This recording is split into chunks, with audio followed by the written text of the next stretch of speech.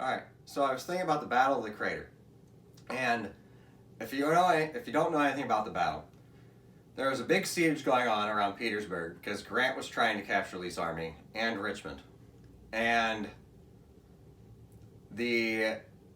some of the men in the Army of the Potomac were coal miners before the war. And they had decided to tunnel underneath Lee's army, plant a bunch of explosives, and just make a gigantic hole in Lee's lines. And Grant chose Burnside and men from his corps to lead the attack that would exploit this hole that was created.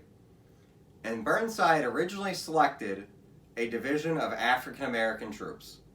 Grant basically realized that this could be a PR nightmare, considering that's what they were fighting for at the time period.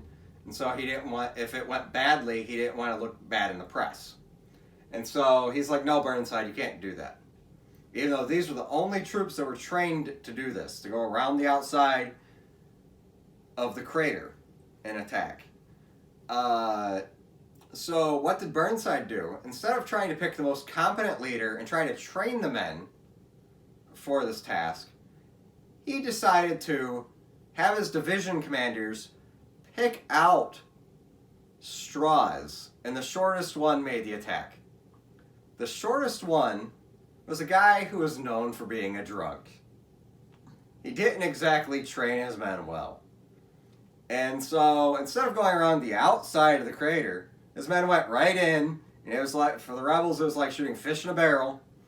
And then after that didn't go well, they ordered the African Americans in, and I don't think that went very well either. I was just like, really? We're just now going to leave everything to just pulling out straws to see. Let's see. We got a big attack. Let's just pull out straws.